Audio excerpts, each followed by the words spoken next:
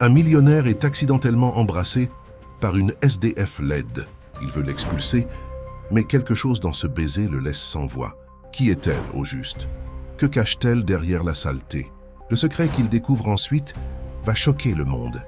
Si cette histoire vous a intéressé, n'oubliez pas de vous abonner à notre chaîne et dites-nous de quelle ville vous nous regardez. C'est parti! Le bruit assourdissant des haut-parleurs de l'aéroport Charles de Gaulle parvenait à peine à couvrir les battements précipités du cœur d'Élodie Laurent. Ses yeux marrons parcouraient frénétiquement chaque visage qui passait, tandis que ses mains serraient avec force le téléphone, affichant le dernier message de son frère, Théo. « Je dois régler quelque chose. Ne t'inquiète pas pour moi. 3 mois sans nouvelles. 3 longs mois depuis que le restaurant familial avait fermé ses portes. L'arôme de café fraîchement filtré provenant d'un des snacks à proximité transporta Élodie un instant dans la cuisine de saveur. D'autres fois, le restaurant qui, pendant 3 générations, avait été le cœur de son existence. Elle pouvait presque sentir l'odeur de la sauce secrète de sa grand-mère, celle qui faisait revenir les clients semaine après semaine, celle qui portait en chaque ingrédient des histoires d'amour et de dévouement. Le bruit d'un autre avion décollant la ramena à la réalité. Une employée de l'aéroport avait mentionné avoir vu quelqu'un de très ressemblant à Théo embarqué pour Paris ce matin-là. C'était une piste fragile, mais c'était tout ce qu'Élodie avait. Après la vente du restaurant dans des circonstances mystérieuses, Théo avait commencé à agir étrangement, passant des appels secrets, gardant des notes qu'il ne partageait avec personne. C'est alors qu'elle le vit, ou crut le voir. Un homme grand avec les mêmes épaules larges que son frère, la même démarche. Sans réfléchir, Élodie courut vers lui, son cœur battant à tout rompre. Les gens autour n'étaient plus que des silhouettes floues dans son champ de vision. Dans un élan né de la plus pure nostalgie, elle l'atteignit, toucha son épaule et lorsqu'il se retourna, scella ses lèvres sur les siennes. Le temps sembla se figer. Le baiser, qui ne dura que quelques secondes, fut interrompu quand Élodie ouvrit enfin les yeux et réalisa son erreur. Ce n'était pas Théo. C'était un parfait inconnu qui la dévisageait avec un mélange de surprise et de quelque chose d'autre qu'elle ne parvenait pas à déchiffrer. Grand, élégamment vêtu d'un costume sombre sur mesure, il avait des yeux verts perçants qui l'observaient avec une intensité déconcertante. « Je suis désolé », balbutia Élodie, sentant son visage brûler de honte. « J'ai cru que vous étiez mon frère. » L'homme resta silencieux, ajustant sa cravate d'un geste qui semblait plus automatique que nécessaire. C'est alors qu'Élodie remarqua les gens autour chuchoter et pointer leur téléphone dans leur direction. Certains visages affichèrent de la reconnaissance, non pour elle, mais pour l'homme qu'elle venait d'embrasser par erreur. « Vous êtes Élodie Laurent », dit-il enfin, sa voix grave et maîtrisée contrastant avec le chaos ambiant. Ce n'était pas une question. Élodie sentit son estomac se nouer. Comment connaissait-il son nom? Avant qu'elle ne puisse répondre, il poursuivit. « La vidéo de votre recette de gnocchi de Nonna a fait un tabac le mois dernier. Vous avez un don unique pour transformer des histoires en saveurs. » La mention de la vidéo, enregistrée quelques jours avant la fermeture du restaurant, lui tira une pointe de douleur à la poitrine. Cela avait été sa dernière tentative pour sauver l'affaire familiale, en partageant sur les réseaux sociaux la recette que sa grand-mère avait rapportée d'Italie. La vidéo avait atteint des millions de vues, mais cela n'avait pas suffi à empêcher l'inévitable. Alexandre Dumont se présenta-t-il en tendant une carte de visite qui fit retenir son souffle à Élodie. PDG du groupe Dumont, l'un des plus grands conglomérats industriels du pays. Nous devons parler d'une proposition. Le sourire subtil qui se dessina au coin de ses lèvres contrastait avec sa réputation d'homme d'affaires froid et calculateur. Élodie prit la carte d'une main tremblante, tandis qu'une musique douce commençait à résonner dans les haut-parleurs de l'aéroport, annonçant un autre vol vers des destinations inconnues, tout comme sa vie, sur le point de prendre un tournant totalement inattendu. Le café Arôme, où Élodie travaillait comme serveuse depuis 2 mois, était pratiquement vide ce jeudi soir pluvieux. Les gouttes d'eau ruisselaient sur la vitrine, dessinant des ombres dansantes sur les tables en vieux bois. L'odeur du café se mêlait au parfum de cannelle venant de la cuisine, où le chef préparait la dernière fournée de cookies de la journée. Élodie essuyait distraitement le comptoir, son esprit encore hanté par la rencontre surréaliste à l'aéroport ce matin-là. La carte d'Alexandre Dumont pesait dans sa poche comme si elle était en plomb. Sa proposition avant de partir pour sa réunion résonnait encore à ses oreilles. « Je veux que vous prépariez un dîner exclusif dans ma suite samedi. » Prochain, la clochette de la porte tinta, annonçant l'arrivée d'un nouveau client. Élodie leva les yeux et son cœur fit un bond. Alexandre Dumont se tenait sur le seuil, des gouttelettes de pluie scintillant encore sur son manteau sombre. Ses yeux verts croisèrent immédiatement les siens, comme s'il savait exactement où la trouver. « Je me doutais que je vous trouverais ici, » dit-il en s'approchant du comptoir avec la même élégance qu'à l'aéroport. « Vous ne m'avez toujours pas donné votre réponse pour le dîner. » Élodie avala péniblement, consciente du regard curieux du chef depuis la cuisine. « Monsieur Dumont, je... » « Alexandre, » l'interrompit-il doucement. « Après ce qui s'est passé à l'aéroport, je pense que nous pouvons nous passer des formalités. » Une légère rougeur teinta ses joues au souvenir du baiser accidentel. « Alexandre, » reprit-elle, « pourquoi moi? Il y a des chefs renommés qui pourraient préparer ce dîner. » Il s'assit sur un tabouret du comptoir, ses doigts tambourinant légèrement sur le marbre. « Parce qu'en regardant votre vidéo, je n'ai pas juste vu une recette. J'ai vu de la passion, de l'histoire, une âme, et c'est exactement ce dont j'ai besoin pour ce dîner particulier. » Élodie hésita. Les factures de l'appartement étaient en retard, et son salaire de serveuse couvrait à peine ses besoins, sans compter les dettes laissées par la fermeture soudaine de son restaurant. Mais quelque chose dans le regard d'Alexandre lui faisait soupçonner qu'il y avait plus dans cette offre qu'il ne le disait. « Pour combien de personnes ce dîner ?» demanda-t-elle finalement. « 12. Des cadres importants. Je dois les impressionner, pas seulement par la cuisine, mais par une expérience unique. » Il fit une pause, son regard ne quittant pas le sien. « Je paierai 10 fois plus que le tarif habituel d'un chef privé. » Le chiffre fit retenir son souffle à Élodie. Ce serait suffisant pour régler les factures et même avoir une réserve. Mais ce n'était pas tout. C'était une chance de revenir. À la cuisine, de créer, de faire ce qu'elle aimait. « J'ai quelques conditions, » dit-elle, se surprenant elle-même par la fermeté de sa voix. « J'ai besoin d'une liberté créative totale sur le menu et je veux utiliser certains ingrédients spécifiques que je ne trouve qu'au marché municipal. » Un sourire presque imperceptible apparut sur les lèvres d'Alexandre. « Accordé. À une condition, que vous prépariez les gnocchis de votre grand-mère en plat principal. » La mention de cette recette familiale serra le cœur d'Élodie. Ces gnocchis portèrent des souvenirs de dimanches ensoleillés, du sourire de sa grand-mère, de l'odeur du basilic frais et des rires de Théo résonnant dans la cuisine des saveurs d'autrefois. « Pourquoi faites-vous cela ?» demanda-t-elle, incapable de contenir sa curiosité. Alexandre se leva, ajustant les manches de sa veste d'un geste méticuleux. « Disons que j'ai un intérêt particulier pour les histoires de famille et les secondes chances. » Il sortit une autre carte de sa poche, cette fois avec une adresse écrite à la main au verso. « Samedi à 16 h pour commencer les préparatifs. Mon chauffeur viendra vous chercher. » Lorsqu'il quitta le café, la pluie s'était transformée en une fine bruine. Élodie serra les 2 cartes dans ses mains, sentant qu'elle était sur le point d'embarquer dans un voyage bien plus grand qu'un simple dîner. Dans la poche de son tablier, son téléphone vibra avec une notification. Un instant, son cœur s'emballa, pensant que c'était peut-être Théo. Mais ce n'était qu'un commentaire sur sa vidéo virale. « Vos recettes ont le pouvoir de reconnecter les gens. » Elle ne savait pas encore à quel point ces mots se révéleraient vrais.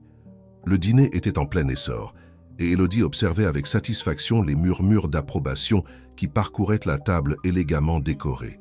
Les 12 dirigeants, tous vêtus impeccablement, savouraient chaque bouchée des gnocchis comme s'ils découvraient un trésor perdu depuis longtemps. L'arôme des herbes fraîches flottait dans l'air, se mêlant au bouquet du vin rouge spécialement sélectionné pour l'occasion. Alexandre, assis à la tête de la table, gardait les yeux fixés sur Élodie chaque fois qu'elle émergeait de la cuisine pour présenter chaque nouveau plat. Il y avait quelque chose dans son regard qui allait au-delà de la satisfaction d'un hôte, un mélange de curiosité et peut-être de culpabilité. Sophie, quant à elle, avait à peine touché à son assiette, préférant faire tourner son verre de vin entre ses doigts, tout en observant les autres convives avec un sourire énigmatique. « Extraordinaire », commenta l'un des dirigeants les plus âgés, s'essuyant le coin de la bouche avec sa serviette en lin. « Ça me rappelle un restaurant où je dînais il y a des années. Comment s'appelait-il déjà ?»« Saveur d'autrefois », répondit Élodie. Automatiquement, en versant plus de vin dans son verre, L'homme écarquilla les yeux en signe de reconnaissance. Exactement. Dommage qu'il ait fermé si brusquement. C'était l'un des meilleurs établissements de la ville. Il marqua une pause, fronçant les sourcils. Je n'ai jamais vraiment compris ce qui s'était passé. Sophia tout sauta discrètement.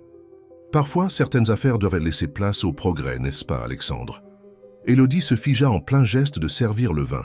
Il y avait quelque chose dans le ton de Sophia, une insinuation voilée qui fit battre son cœur plus vite. Alexandre garda une expression neutre, mais ses doigts serrèrent légèrement ses couverts. « En réalité, dit-il d'une voix calme mais ferme, j'ai enquêté sur certaines de nos dernières acquisitions immobilières. Il y a des irrégularités qui doivent être éclaircies. » Le silence qui suivit fut lourd comme du plomb. Sophia posa son verre de vin sur la table avec un bruit sourd. « Ce n'est ni le moment, ni le lieu pour des discussions corporatives, mon cher frère. » C'est alors qu'Élodie remarqua quelque chose d'étrange. L'un des jeunes cadres, assis près de Sophia, ne cessait de regarder son téléphone. Ses mains tremblaient légèrement, et des gouttes de sueur perlèrent sur son front, malgré la climatisation. « Excusez-moi, » dit-il, en se levant abruptement, titubant vers les toilettes. Élodie retourna à la cuisine, son esprit travaillant, frénétiquement.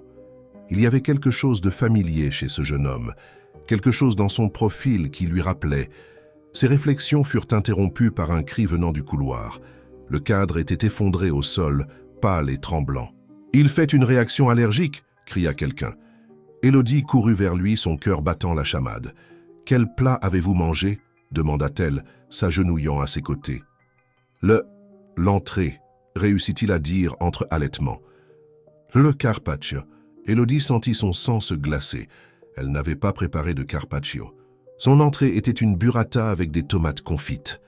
Alexandre était déjà au téléphone pour appeler une ambulance, tandis que Sophia observait la scène avec une expression indéchiffrable. Les autres invités s'agglutinaient dans le couloir, chuchotant entre eux. « C'est inadmissible », déclara Sophia, sa voix tranchant l'air comme une lame. « Une chef qui ne sait pas identifier les allergies alimentaires? La presse va adorer cette histoire. »« Je n'ai pas servi de carpaccio », protesta Élodie, sa voix tremblante. Quelqu'un a dû échanger les assiettes dans la cuisine. Alexandre s'approcha, ses yeux verts étincelant d'inquiétude et de compréhension. « Élodie a raison, je dois vérifier les caméras de sécurité immédiatement. » Pendant que l'ambulance emmenait le cadre, désormais plus stable, Élodie resta dans la cuisine, repassant mentalement chaque détail de la soirée. C'est alors qu'elle remarqua. Son téléphone, qu'elle avait laissé sur le plan de travail, avait été déplacé de quelques centimètres. En déverrouillant l'écran, elle découvrit un message d'un numéro inconnu. « Tous les poisons ne viennent pas de la nourriture, certains viennent des sourires. Méfie-toi de ceux en qui tu as confiance, petite sœur. » Le cœur d'Élodie faillit s'arrêter. Une seule personne l'appelait « petite sœur ». Mais pourquoi Théo l'avertissait-il? Et pourquoi de cette manière? Alors que la soirée se terminait de façon si tumultueuse, elle ne pouvait s'empêcher de sentir qu'elle s'enfonçait de plus en plus profondément dans un mystère qui dépassait largement un simple dîner d'affaires. Le lendemain matin, après le dîner désastreux, Élodie se réveilla au son insistant de la sonnette de son petit appartement. Encore ensommeillée, elle ouvrit la porte pour trouver sa meilleure amie, Claire, tenant une chemise avec une expression urgente. « J'ai vu les infos », déclara Claire en entrant sans cérémonie. « Mais il y a quelque chose que tu dois voir. » Elle ouvrit son ordinateur portable sur la table de la cuisine, tandis qu'Élodie préparait le café. « Quelles infos ?» demanda Élodie, sentant un nœud se former dans son estomac. Claire fit pivoter l'écran révélant des titres sensationnalistes. « Une chef amateur sabote un dîner d'affaires. Le groupe Dumont face à un scandale gastronomique. » Les photos montraient le moment où l'ambulance quittait l'immeuble. « C'est ridicule », protesta Élodie, ses mains tremblantes en versant le café. « Je n'ai pas préparé ce carpaccio, quelqu'un. »« Je sais », l'interrompit Claire, « et je crois avoir découvert qui pourrait être derrière tout ça. » Elle ouvrit un fichier vidéo. « Je travaille au service de sécurité de l'aéroport, tu. Te souviens ? Je passais en revue d'anciens enregistrements quand je suis tombé sur ça. La vidéo montrait Théo, 3 mois plus tôt, en train de discuter avec un homme dans un couloir peu fréquenté de l'aéroport. Élodie reconnut immédiatement L'autre homme, c'était le cadre qui avait été pris de malaise la veille. Pierre Lefebvre, expliqua Claire en zoomant sur l'image. Analyste financier junior au groupe Dumont, mais avec des connexions intéressantes. Il a des rencontres régulières avec des personnes liées à un grand investisseur du marché immobilier, Antoine Vincent. Élodie s'assit, sentant ses jambes flageoler. Le même Vincent qui est apparu comme par magie en proposant d'acheter l'immeuble du restaurant. Exactement. Et regarde ça. Claire avança la vidéo, montrant Théo remettant une enveloppe à Pierre. Ton frère n'a pas fui, Élodie. Il enquête sur quelque chose. Le café refroidissait, oublié dans la tasse, tandis qu'Élodie digérait les informations. Elle se souvint du message mystérieux sur son téléphone la veille au soir. Claire, je dois te montrer quelque chose. Elle saisit son téléphone, mais avant qu'elle ne puisse ouvrir le message, des coups fermes retentirent à la porte. Alexandre Dumont se tenait dans le couloir, sans son costume habituel, vêtu d'un jean et d'une chemise décontractée qui le rendait presque humain. Ses yeux verts trahissaient l'inquiétude. « On peut parler ?» demanda-t-il, puis il remarqua Claire. « En privé ?» Claire se leva, rassemblant ses affaires. « Je t'appelle plus tard », dit-elle à Élodie, lançant un regard significatif à Alexandre avant de sortir. Dès qu'ils furent seuls, Alexandre se mit à arpenter le petit appartement. Les caméras de sécurité de la cuisine ont été désactivées pendant exactement 7 minutes hier soir, déclara-t-il, s'arrêtant devant une photo d'Élodie avec Théo et leur grand-mère devant le restaurant. Le temps qu'il faut pour échanger les plats. Pourquoi tu me dis ça? Alexandre se retourna pour la regarder. Parce que j'ai découvert quelque chose sur la vente de ton restaurant. La holding qui a fait l'acquisition est une filiale du groupe Dumont. Mais la transaction a été réalisée avec des documents. Il hésita. Douteux. Élodie sentit son cœur s'emballer. Comment ça? Des signatures potentiellement falsifiées, des évaluations truquées. Il se rapprocha baissant la voix. Et tous les documents ont été traités par le cabinet de Sophia. Le silence qui suivit fut pesant. Élodie se dirigea vers la fenêtre, observant la ville qui s'éveillait dehors. L'arôme du café se mêlait au parfum discret d'Alexandre, créant une atmosphère étrangement intime. « Pourquoi tu m'aides » demanda-t-elle finalement. « Parce que... » Il s'arrêta comme s'il choisissait ses mots avec soin. « Parce que quand j'ai vu votre vidéo, ce n'est pas seulement la recette qui a attiré mon attention. C'était l'anneau que vous portiez. » Élodie toucha instinctivement l'anneau à son doigt, une pièce ancienne que sa grand-mère lui avait donnée avant de partir. Qu'a-t-il de spécial? Il est identique à celui que portait ma grand-mère. Un anneau qui a disparu il y a 40 ans, avec un ensemble de documents importants de la famille. Le son lointain d'une sirène traversa l'air matinal, tandis qu'Élodie regardait l'anneau comme si elle le voyait pour la première fois. Sa grand-mère ne lui avait jamais raconté toute l'histoire de ce bijou, seulement qu'il était le symbole d'un amour interrompu.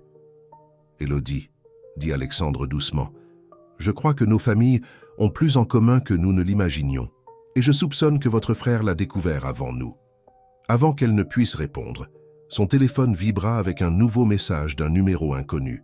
« Le secret est dans la chaleur, là où tout a commencé. Cherchez dans les vieilles pages, petite sœur. » Élodie et Alexandre échangèrent un regard.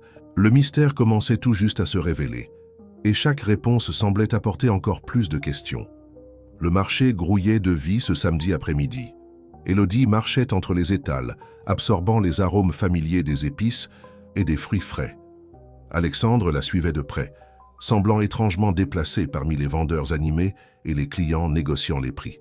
« Ma mère m'emmenait ici tous les samedis », commenta Élodie en s'arrêtant devant un étal d'épices. Après son départ pour travailler à l'étranger, Mamie a continué la tradition. « Et votre père » demanda Alexandre avec douceur. « Je ne l'ai jamais connu. Maman disait qu'il avait dû partir avant ma naissance. » Élodie choisit quelques feuilles de basilic, l'arôme puissant lui rappelant les dimanches au restaurant. C'est drôle. Elle s'émouvait toujours en parlant de lui, comme s'il s'agissait d'une histoire inachevée. Alexandre prit une branche de romarin, la faisant tourner entre ses doigts. Parfois, les histoires les plus importantes sont celles que nous ne pouvons pas terminer. Ils continuèrent jusqu'à atteindre une petite boutique de produits importés, nichée dans un coin moins fréquenté du marché. La clochette de la La porte tinta à leur entrée et une vieille dame leva les yeux d'un vieux livre de recettes. « Élodie !» s'exclama Rose, son accent italien encore marqué après tant d'années en France. « Quel plaisir, ma chérie! Et qui est ce beau jeune homme ?»« Alexandre Dumont » se présenta-t-il, mais avant qu'il ne puisse en dire plus, Rose laissa tomber le livre qu'elle tenait. « Dumont ?» Elle regarda Alexandre puis Élodie, son visage pâlissant légèrement. « Comme votre grand-père ?» Ce fut au tour d'Alexandre d'être surpris. « Vous avez connu mon grand-père » Rose se ressaisit rapidement, se penchant pour ramasser le livre. « Paris était une ville bien plus petite autrefois, mon cher. Tout le monde se connaissait dans le milieu gastronomique. » Elle se tourna vers Élodie. « Vous venez chercher encore de cette sauce sicilienne que votre grand-mère aimait tant ?»« En fait, » hésita Élodie, « je recherche le livre de recettes de la famille. Maman m'a dit en avoir laissé une copie ici avec... Vous !» Les yeux de Rose brillèrent de compréhension. Elle disparut à l'arrière de la boutique et revint avec un carnet relié en cuir, ses pages jaunies par le temps. « Votre mère m'a demandé de garder ceci jusqu'à ce que vous veniez le chercher, » dit Rose en tendant le livre à Élodie. Elle disait que vous sauriez quand le moment serait venu. Élodie ouvrit délicatement le carnet.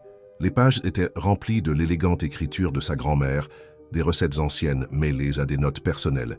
Mais quelque chose d'étrange apparaissait sur certaines pages, des taches plus sombres, comme si elles avaient été exposées à une source de chaleur. « Le secret est dans la chaleur », murmura Élodie, se rappelant le message de Théo. Alexandre s'approcha, observant les pages par-dessus son épaule. « Cela me rappelle une technique de mon grand-père », commenta-t-il. Il utilisait de l'encre thermique pour cacher des messages importants dans des documents en apparence anodins.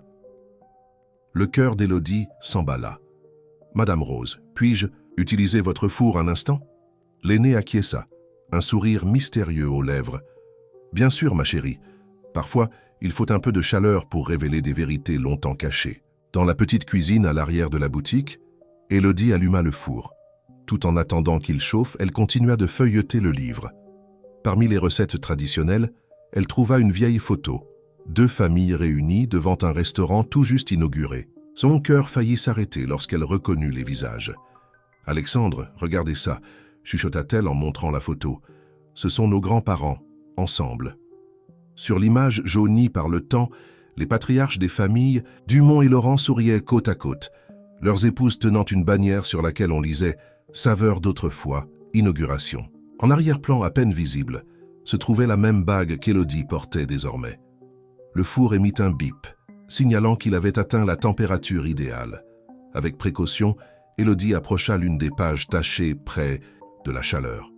Lentement, des mots apparurent, écrits avec une encre qui ne se révélait qu'à la chaleur, des coordonnées, des numéros de compte bancaires et un message qui leur coupa le souffle. Le véritable héritage ne réside pas seulement dans les saveurs, mais dans l'union de 2 familles séparées par la cupidité d'autrui. Le testament original se trouve là où tout a commencé, protégé par le symbole de notre promesse. Alexandre et Élodie échangèrent un regard. Le mystère du restaurant, la disparition de Théo, le comportement de Sophia, tout commençait à prendre sens. Mais avant qu'ils ne puissent en discuter davantage, le téléphone d'Élodie vibra avec un nouveau message. « Vincent est en mouvement. Méfiez-vous du serpent qui porte le nom de Dumont. Trouvez le coffre avant elle. » Le sous-sol de l'ancien saveur d'autrefois était pratiquement intact, malgré 3 mois d'abandon. Élodie tenait une lampe torche tandis qu'elle descendait, les escaliers en bois qui grinçaient sous ses pas, Alexandre juste derrière elle. L'odeur des épices imprégnait encore l'air, mêlée à l'arôme caractéristique des vins vieillis qui reposaient sur les étagères poussiéreuses. « Ma grand-mère gardait tout ici », expliqua Élodie, éclairant les murs de briques apparentes. « Chaque bouteille, chaque épice rare, chaque... » Elle s'arrêta net, la lumière de la lampe se fixant sur un point précis du mur. « Qu'y a-t-il » Alexandre s'approcha, son épaule frôlant légèrement la sienne. « Cette marque. » Élodie passa ses doigts sur une entaille presque imperceptible dans le mur. Je ne l'avais jamais remarqué avant, mais... Elle leva la main, comparant le motif de la bague à son doigt avec la marque sur le mur. C'était identique. Alexandre sortit un petit dispositif de sa poche, scannant la zone. C'est une cavité, murmura-t-il. Il y a quelque chose derrière ces briques. Travaillant ensemble, ils commencèrent à retirer soigneusement les briques détachées. Le cœur d'Élodie battait de plus en plus fort à mesure que la cavité se révélait. À l'intérieur, ils trouvèrent une boîte en métal ancienne, sa surface oxydée par le temps. « La bague !» chuchota Alexandre. « Ça doit être la clé. » D'une main tremblante, Élodie retira la bague et l'inséra dans une petite ouverture sur le côté de la boîte. Le mécanisme rouillé grinça, mais fonctionna. À l'intérieur, ils découvrirent des documents jaunis et une cassette audio. « Il faut partir d'ici !» dit soudain Alexandre, son corps tendu. Maintenant, Élodie allait protester lorsqu'elle entendit des voix venant de l'étage. Rapidement, ils rangèrent les documents dans un sac et se dirigèrent vers la sortie arrière. Lorsqu'ils atteignirent la ruelle, ils aperçurent une voiture, sombre garée à l'entrée du restaurant. « Sophia !» murmura Alexandre tirant Élodie derrière un container. « Comment a-t-elle su ?» Ils attendirent en silence jusqu'au départ de la voiture, puis coururent vers le véhicule d'Alexandre, garé quelques rues plus loin. Dans la voiture, Élodie respira enfin, serrant son sac contre sa poitrine. « Mon appartement n'est pas sûr, dit-elle. Sophie sait où j'habite. »« Allons à ma maison de plage, » suggéra Alexandre, démarrant le moteur. « C'est discret et j'ai le matériel pour écouter cette cassette. » Pendant le trajet sur l'autoroute A1, le soleil commençait à descendre à l'horizon, peignant le ciel de tons orangés et roses. Élodie examina les documents trouvés, son esprit tentant d'assembler les pièces du puzzle. « Regarde ça », dit-elle en montrant un des papiers à Alexandre. C'était un contrat de société datant de 40 ans, entre les familles Dumont et Laurent. Le restaurant était un partenariat entre nos grands-pères. Et ici, Alexandre pointa une clause spécifique, gardant une main sur le volant. Il est dit que la propriété ne pourrait jamais être vendue sans l'accord unanime des deux familles. Mais alors, comment Sophie a-t-elle pu... Le téléphone d'Élodie vibra avec un nouveau message. « Les documents que vous avez trouvés ne sont que le début. La vraie histoire est sur la cassette. Méfiez-vous de qui l'écoute.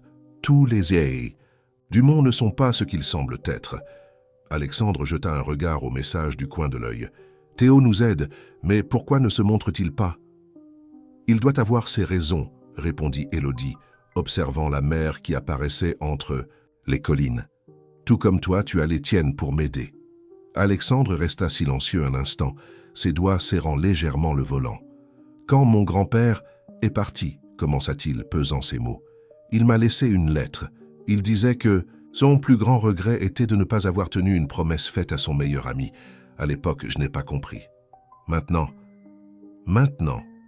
je réalise que certaines histoires doivent être corrigées, acheva-t-il, tournant dans une route privée menant à une maison moderne en bord de mer. Et certaines promesses méritent une seconde chance. » Alors qu'il se garait, Élodie remarqua une lumière allumée sur le balcon. Alexandre se tendit immédiatement. « Je n'ai laissé aucune lumière allumée. » Avant qu'il ne puisse décider de la marche à suivre, une silhouette familière émergea de l'obscurité. Claire, l'amie d'Élodie de l'aéroport, se tenait sur le balcon, un ordinateur portable à la main. « Vous avez mis du temps, » dit-elle, le visage grave. « Vous devez voir ça.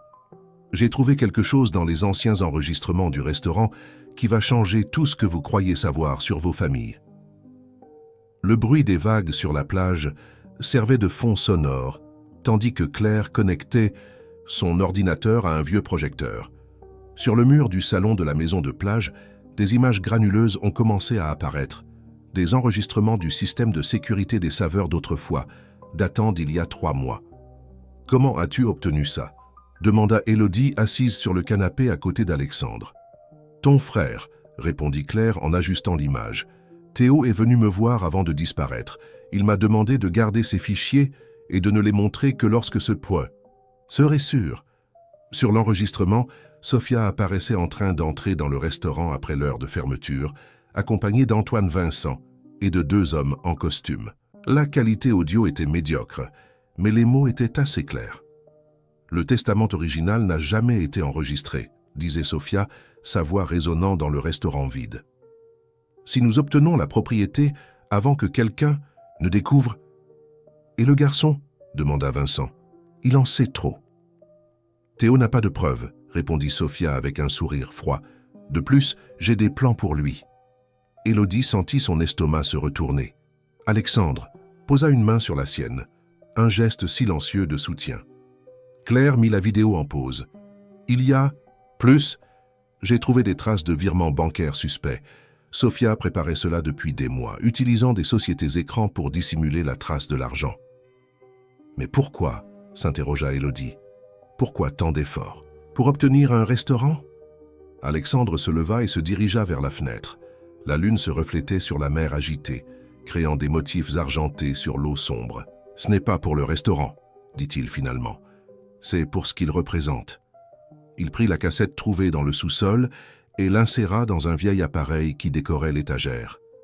La voix rauque de son grand-père remplit la pièce. « Si tu entends ceci, Alexandre, cela signifie que l'heure de la vérité est venue. Les Saveurs d'autrefois n'est pas qu'un restaurant. C'est le symbole d'une promesse faite entre deux familles, une promesse qui va au-delà des affaires. Antoine Laurent n'était pas seulement mon associé, il était mon meilleur ami. Ensemble, nous avons découvert quelque chose qui pourrait changer le marché immobilier de Paris. Quelque chose que Sophia et Vincent ne doivent pas découvrir. » L'enregistrement fut interrompu par un son aigu. Élodie bondit du canapé. « Quelqu'un est là !» Les lumières de la maison clignotèrent puis s'éteignirent. Dans l'obscurité, des pas résonnèrent sur la véranda. Claire débrancha rapidement son ordinateur portable et le rangea dans son sac, par la porte de derrière, chuchota Alexandre, en prenant les documents et la cassette. « J'ai un bateau amarré au quai. » Il venait à peine d'atteindre la cuisine lorsque la porte d'entrée s'ouvrit. La lumière des torches balaya l'obscurité. Élodie sentit Alexandre lui serrer la main, la guidant à travers la maison qu'il connaissait si bien. Ils parvinrent à rejoindre le quai sans être vus. Le bateau se balançait doucement sur les eaux sombres. Au moment où il s'apprêtait à monter à bord, un bruit attira l'attention d'Élodie. Se retournant, elle aperçut une silhouette familière dans l'ombre. « Pierre », murmura-t-elle, reconnaissant le jeune cadre du dîner. « Désolé pour la frayeur au dîner, dit-il à voix basse en sortant de l'ombre. C'était le seul moyen de vous transmettre le message sans éveiller les soupçons. Théo m'a chargé de vous donner. » Ça ? Il tendit une clé USB à Élodie avant de disparaître rapidement entre les arbres. Dans le bateau, tandis qu'Alexandre s'éloignait de la côte, Claire brancha la clé USB sur l'ordinateur. C'était une vidéo de Théo. « Petite sœur, si tu vois ceci, c'est que tu as trouvé les documents. Ce que Sophia et Vincent veulent, ce n'est pas le restaurant, mais ce qui se trouve en dessous. Notre grand-père et celui d'Alexandre ont découvert quelque chose pendant la construction. Une chose que Sophia veut utiliser pour un projet bien plus vaste. Ne fais confiance à personne, sauf à Alexandre et Claire. J'essaierai de te contacter dès que possible. Je t'aime. » Élodie regarda vers l'horizon sombre, où les lumières de la ville étaient à peine visibles. Le bateau fendait les eaux en silence, les éloignant du danger immédiat, mais les rapprochant peu à peu du cœur d'un mystère qui traversait les générations. « Où allons-nous » demanda Claire en refermant l'ordinateur. Alexandre ajusta la trajectoire du bateau, les yeux fixés sur un point au loin. « Vers le seul endroit où Sophia ne penserait jamais à nous chercher, l'ancienne maison de vacances des Laurent. » Un frisson parcourut l'échine d'Élodie. Elle n'avait pas remis les pieds dans cette maison depuis son enfance, lorsque sa grand-mère était encore en vie. Mais quelque chose lui disait qu'ils y trouveraient d'autres pièces du puzzle qui liaient leur famille. L'ancienne maison de vacances des Laurent émergea de la végétation comme un fantôme du passé. L'aube teintait le ciel de rose, tandis qu'Alexandre amarra le bateau à un petit quai privé, à moitié caché par une courbe de la côte. La construction de 2 étages, avec ses murs en pierre et ses fenêtres bleues délavées, semblait figée dans le temps. Élodie sentit son cœur se serrer en gravissant les marches de bois qui grinçaient sous ses pas. Des souvenirs d'étés heureux en famille inondèrent en son esprit.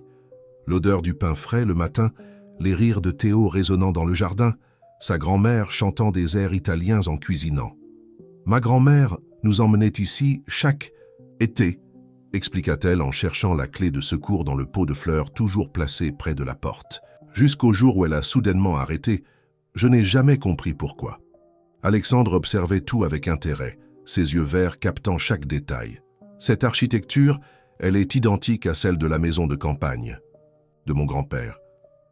Impossible, répondit Élodie, trouvant enfin la clé. Cette maison a été construite par mon arrière-grand-père. En 1945, compléta Alexandre, par le même architecte italien qui a conçu la propriété de ma famille. Claire, qui suivait juste derrière avec son ordinateur portable, fronça les sourcils. Nos familles étaient plus proches que nous ne le pensions. L'intérieur de la maison était poussiéreux, mais étonnamment préservé. Les meubles recouverts de draps blancs ressemblaient à des sentinelles silencieuses. Élodie se dirigea vers la cuisine, son endroit préféré de la maison. Le grand poêle à bois, les étagères en bois massif, l'immense plan de travail, en marbre italien, tout était exactement comme dans ses souvenirs. « Regardez ça », appela Claire en retirant l'un des draps. Une ancienne vitrine se révéla, ses étagères remplies de photos encadrées. Sur l'une d'elles, 2 jeunes femmes souriaient à l'appareil, enlacées devant saveur d'autrefois. « C'est ma mère », murmura Élodie, effleurant la vitre poussiéreuse. Et celle à côté d'elle. « Ma mère », acheva Alexandre, la voix chargée d'émotion. « Elles étaient amies ?» Avant qu'Élodie ne puisse répondre, un bruit venant de l'étage attira l'attention du groupe. Les trois se figèrent. Claire éteignit rapidement la lampe torche qu'elle tenait. « Il y a quelqu'un ici », chuchota Alexandre, se plaçant instinctivement devant Élodie. Des pas descendaient lentement l'escalier. Élodie retint son souffle, son cœur battant la chamade. Une silhouette émergea de l'ombre, et Élodie faillit crier. « Maman !» Marine Laurent se tenait sur la dernière marche de l'escalier, ses cheveux grisonnants encadrés par la douce lumière de l'aube, filtrant par la fenêtre. Ses yeux, identiques à ceux d'Élodie, étaient embués. « Je savais que... tu viendrais, » dit-elle doucement. « Quand j'ai appris la fermeture du restaurant, quand Théo a commencé à enquêter, je savais que tôt ou tard, tu trouverais le chemin jusqu'ici. » Alexandre fit un pas en avant. « Madame Laurent... » Marine l'interrompit avec un triste sourire. « Alexandre Dumont, tu es le portrait de ton père. » Elle s'approcha, effleurant légèrement son visage. Les mêmes yeux verts que Béatrice. « Vous avez connu ma mère ?» Marine se dirigea vers le buffet, prenant la photo qu'ils observaient quelques instants plus tôt. « Béatrice était ma meilleure amie. Nous étions inséparables, tout comme nos parents l'avaient été, jusqu'à ce que... » Elle hésita, ses mains tremblant légèrement. « Jusqu'à ce que quoi, maman ?» demanda Élodie en se rapprochant. « Jusqu'à ce que nous découvrions la vérité sur le terrain du restaurant, sur ce qui y avait été construit des décennies plus tôt. Ton père, Élodie... » Marine regarda directement Alexandre. Était le frère de Béatrice. Le silence qui suivit fut lourd comme du plomb. Élodie sentit le monde tourner. Alexandre chancela légèrement, s'appuyant contre le mur. « Mais cela veut dire, » commença Claire. « Que vous êtes cousins, » compléta Marine, « et que l'empire que Sophia a tant protégé a été bâti sur un mensonge qui a séparé, non seulement des associés, mais une famille entière. » Marine se dirigea vers une vieille malle dans le coin de la pièce, l'ouvrant avec une clé qu'elle portait autour du cou. De l'intérieur, elle sortit un livre en cuir rouge, très semblable à celui qu'Élodie avait trouvé avec Rose. « Il est temps que vous connaissiez la véritable histoire des familles Dumont et Laurent. » Et surtout, elle ouvrit le livre, révélant des pages remplies de notes et de diagrammes. « Il est temps que vous compreniez pourquoi ce terrain vaut bien plus que ce que quiconque imagine. » Le soleil était déjà haut lorsque Marine finit de préparer le café dans l'ancienne cuisine. L'arôme familier des grains fraîchement moulus remplissait la pièce, se mêlant à l'odeur de la brise marine entrant par les fenêtres ouvertes. Élodie observait sa mère se déplacer avec la même grâce que toujours, comme si les années d'absence n'avaient jamais existé. Pendant la construction des saveurs d'autrefois, commença Marine en servant le café dans des tasses en porcelaine, anciennes, nos grands-parents ont découvert quelque chose d'extraordinaire. Le terrain reposait sur l'un des plus grands aquifères souterrains de Paris, avec une composition minérale unique. Elle ouvrit le livre rouge posé sur la table de la cuisine, révélant des cartes détaillées et des analyses chimiques. L'eau avait des propriétés spéciales, et ils ont commencé à l'utiliser secrètement dans toutes les recettes du restaurant. « C'est pour ça que le goût était si unique », murmura Élodie, se remémorant les paroles de sa grand-mère à propos de l'ingrédient secret que personne ne parvenait à découvrir. « Plus que ça », intervint Alexandre, examinant les documents. « Cette composition minérale, selon ses rapports, Elle a des propriétés médicinales significatives. Claire, qui tapait frénétiquement sur son ordinateur, leva les yeux. J'ai trouvé des archives d'une ancienne entreprise pharmaceutique qui opérait près du restaurant dans les années 50. Il faisait des recherches sur les eaux minérales. Vincent a découvert l'aquifère, poursuivit Marine, sa voix tremblant légèrement, et quand il a su que Sophie était prête à tout pour accroître le pouvoir du groupe Dumont, ils se sont alliés, compléta Alexandre, la mâchoire serrée. Sophie n'a jamais accepté d'être la sœur adoptive. Elle voulait prouver sa valeur à la famille Dumont par tous les moyens. Un bruit venant du jardin fit sursauter tout le monde. Élodie courut à la fenêtre, son cœur s'emballant, en voyant une silhouette familière traverser la pelouse mâle, entretenue. « Théo !» cria-t-elle en se précipitant vers la porte de derrière. Son frère avait changé, plus maigre, avec des cernes profonds, mais ses yeux brillaient de la même détermination que toujours. Élodie le serra fort dans ses bras, sentant des larmes couler sur son visage. « Je suis désolé pour ma disparition, petite sœur, » chuchota-t-il. « Mais je devais rassembler toutes les preuves. » Théo entra dans la cuisine, saluant tout le monde d'un hochement de tête tendu. En voyant Marine, il s'arrêta un instant, puis l'étreignit longuement. Lorsqu'ils se séparèrent, il sortit une clé USB de sa poche. « J'ai eu accès aux serveurs principaux du groupe Dumont, » expliqua-t-il en branchant le dispositif sur l'ordinateur de Claire. « Sophie et Vincent prévoient de construire un complexe pharmaceutique sur le terrain du restaurant. Ils ont déjà des acheteurs internationaux intéressés par l'eau de l'aquifère. Mais ça détruirait la nappe phréatique de toute la région, » protesta Alexandre, sa voix chargée d'indignation.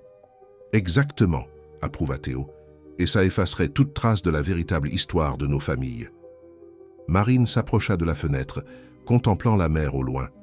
Béatrice a découvert les plans de Sophie quelques semaines avant de partir. Elle rassemblait son courage pour affronter sa sœur. Élodie sentit un frisson lui parcourir l'échine. La mère d'Alexandre avait eu un mystérieux accident de voiture 15 ans plus tôt. Ou peut-être pas si mystérieux que ça. « Nous devons les arrêter », déclara Élodie, d'une voix ferme. Pas seulement pour le restaurant ou l'aquifère, mais pour toutes les familles séparées par cette cupidité. Alexandre hocha la tête, son regard croisant le sien avec une intensité qui fit bondir son cœur. Cousin ou non, il y avait entre eux quelque chose qui dépassait les liens du sang. Sophia organise une présentation pour des investisseurs. Demain soir, informa Théo, elle va dévoiler les plans pour le terrain. C'est notre chance de tout révéler. Claire leva les yeux de son ordinateur. J'ai réussi à accéder aux caméras de surveillance du groupe Dumont, et vous n'allez pas croire ce que j'ai trouvé dans les archives. Elle tourna l'écran, montrant un enregistrement vieux de 20 ans. On y voyait Sophia discuter avec un homme dans son bureau. L'audio était corrompu, mais les sous-titres automatiques révélèrent des mots comme « testament »,« substitution » et « accident ». Cet homme, c'est Bernard Dupont, expliqua Marine, la voix tremblante. C'était l'avocat qui s'occupait du testament du grand-père d'Alexandre, et il a mystérieusement disparu 2 semaines après cet enregistrement. Le bruit des vagues sur la plage semblait plus fort maintenant, comme si la nature elle-même répondait à la tension ambiante. Élodie regarda l'anneau à son doigt, symbole d'une promesse faite des décennies plus tôt. « Demain soir, dit-elle enfin, nous allons réécrire cette histoire, et cette fois, nous nous assurerons qu'elle ait la bonne fin. » Le groupe commença à planifier chaque détail, tandis que le soleil poursuivait sa course dans le ciel. Dans l'ancienne cuisine, où tant de souvenirs avaient été créés, une nouvelle histoire prenait forme. Une histoire de rédemption, de justice et surtout de liens que ni le temps ni la cupidité n'avaient pu briser complètement. La demeure des Dumont était en effervescence ce matin-là. Les employés couraient dans tous les sens, préparant tout pour le grand événement de la soirée. Élodie observait l'agitation depuis la cuisine principale, où elle avait pu accéder grâce à Alexandre, qui l'avait présentée comme la chef responsable du buffet.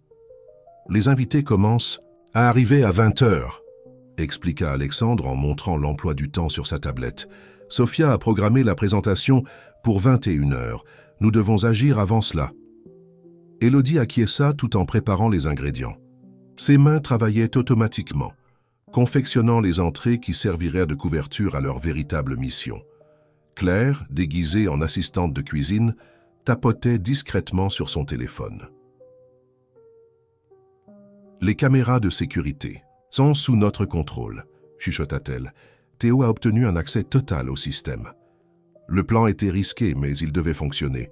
Pendant qu'Élodie et son équipe serviraient des invités, Alexandre mènerait une enquête discrète dans le bureau de Sofia, à la recherche des documents originaux qu'elle cachait. Théo, infiltré en tant qu'agent de sécurité, surveillerait les mouvements de Vincent. « Es-tu sûr de vouloir faire ça ?» demanda Alexandre à Élodie, lorsqu'ils se retrouvèrent seuls un instant. Ses yeux verts trahissaient une inquiétude sincère. Élodie cessa de hacher les herbes et se tourna vers lui.